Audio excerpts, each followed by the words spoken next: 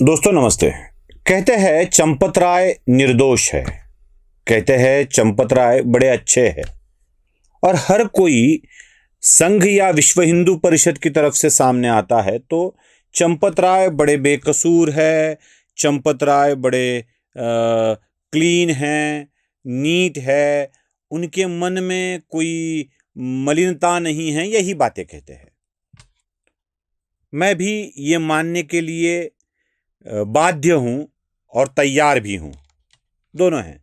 विचारधारा से हम जुड़े हैं तो बाध्य होना पड़ता है और मान्य भी करता हूं कि चंपत राय के मन में कोई खोट नहीं है। चंपत राय के मन में कोई खोट नहीं है, चंपत राय बेईमान नहीं है, चंपत राय चोर नहीं है। लेकिन चंपत राय बड़े अच्छे हैं, चंपत राय का कोई दोष नहीं है, ऐसा मुझे नहीं लगता। सच कहूं तो बिल्कुल नहीं लगता। देखिए, चंपत राय बड़े सादगीपूर्ण जीवन जिए हैं। चंपत राय का कोई बैंक अकाउंट नहीं है, चंपत राय की कोई निजी प्रॉपर्टी नहीं है। ये बातें पूरी तरह से स्पष्ट है, साफ है। मैं चंपत राय जी पर ऐसा आरोप नहीं लगा रहा हूं कि वो भ्रष्टाचार में लिप्त है, बिल्कुल आरोप नहीं लगा रहा हूं।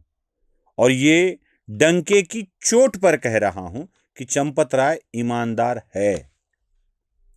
लेकिन ऐसी ईमानदारी किस काम की जो बेईमानों को भी रोक न सके, उल्टा बेईमानों को अपने साथ रखकर चले। बेईमानों पर विश्वास करने वाली ईमानदारी भी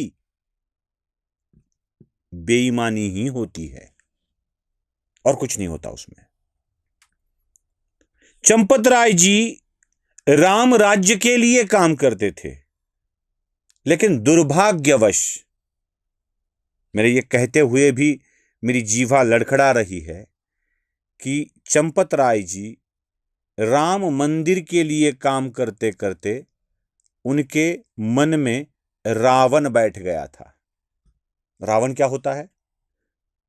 रावण बड़ा अच्छा था, रावण बड़ा ज्ञानी था, रावण बड़ा तपस्वी था, यहां तक कि शिवतांडव स्तोत्र का रचयिता था। वो भगवान शिव का निस्सिम भक्त था, सब था रावण। लेकिन रावण की एक दिक्कत थी, रावण रावण था, मतलब रावण अहंकारी था और उसी अहंकार ने रावण को खत्म कर दिया। चंपत राय जी अहंकारी थे क्या? किस बात का अहंकार था उन्हें? तो मुझे ऐसे लगता है, मैं ये दोष नहीं लगा रहा हूं। जब आदमी अपना समुचय जीवन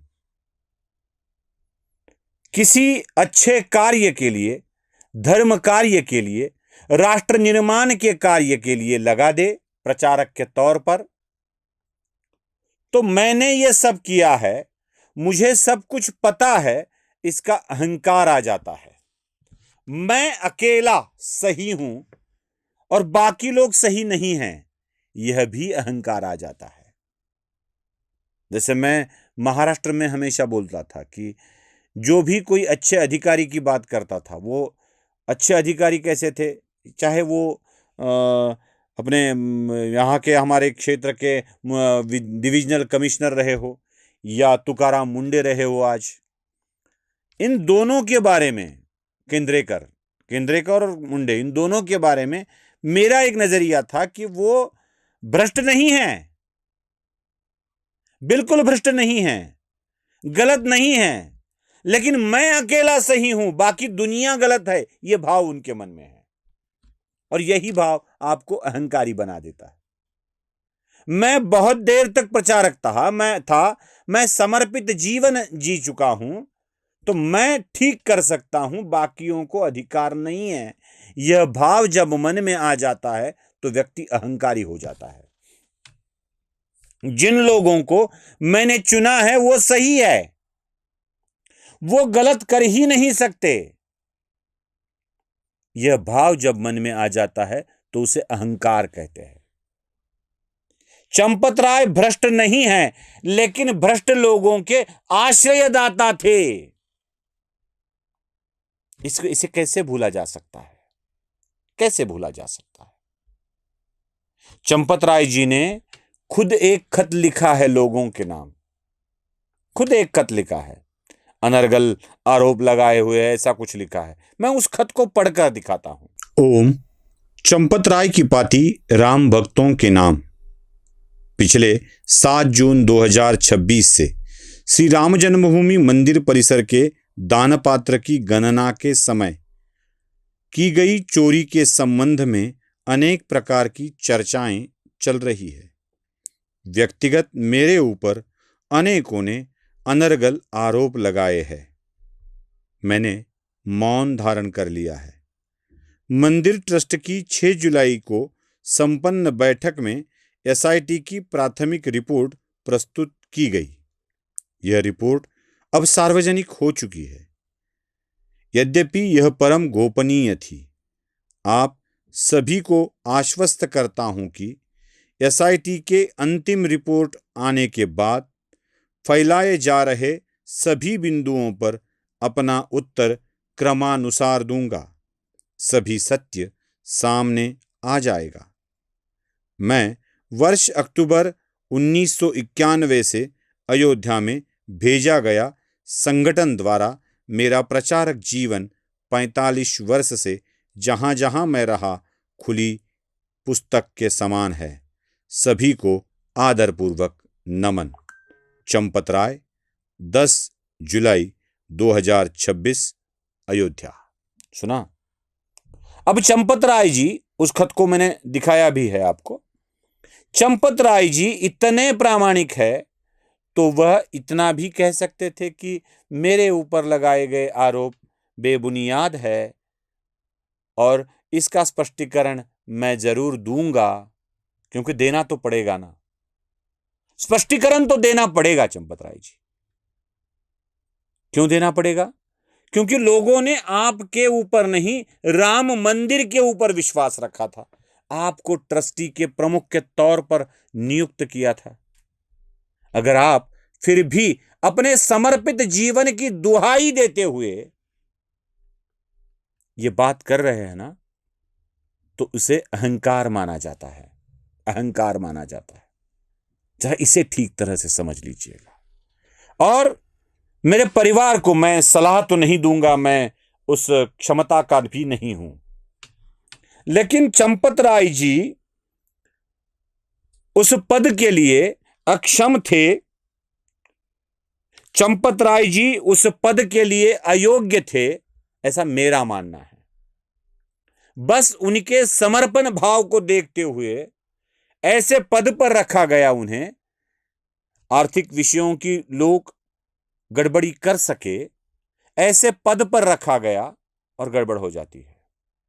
मैं मेरे पत्रकारिता के प्रारंभिक जीवन में तरुण भारत नाम के एक दैनिक में काम किया करता था और उसके कार्यवाह के रूप में एक प्राध्यापक को नियुक्त किया गया।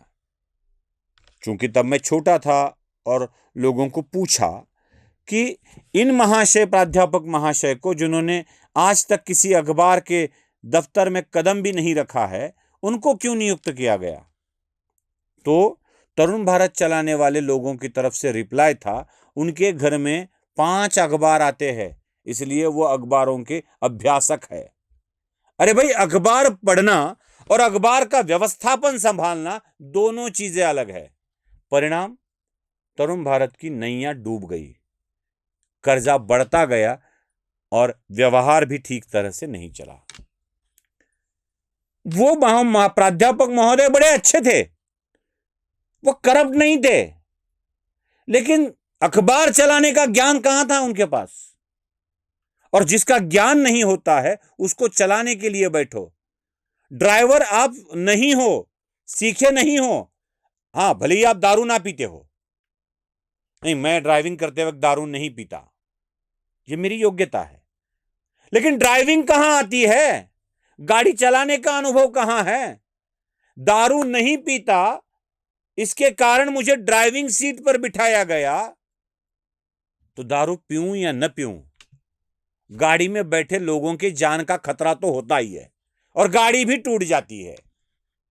वैसे चंपत राय जी बड़े प्रामाणिक है, लेकिन क्या वो योग्य थे ऐसे बड़े ट्रस्ट को चलाने में? क्या वो सक्षम थे ऐसे बड़े ट्रस्ट को चलाने में? अपने इर्द गिर्द के लोग चोर है, यह पता जिस आदमी को नहीं लग सकता, क्या उसे इतने बड़े पद पर रखा जाना चाहिए? नहीं, वो समर्पित है। समर्पित तो सारे हैं समर्पित। आज उनके समर्थकों को ही ये जो बोलना पड़ रहा है ना, ये झेलना पड़ रहा है। ये सब लोग जो बकचोदी कर रहे हैं ना, उसका कारण है चंपत राय का वो व्यवस्थापन जिसे वो चला ही नहीं पाए। और कहता है चंपत राय निर्दोष है। मैं चंपत राय को निर्दोष मानता हूं, लेकिन चंपत राय को व्यवस्था चलाने के लिए अयोग्य और अक्षम भी मानता हूं, जिसे सुधारना आवश्यक है। नमस्ते।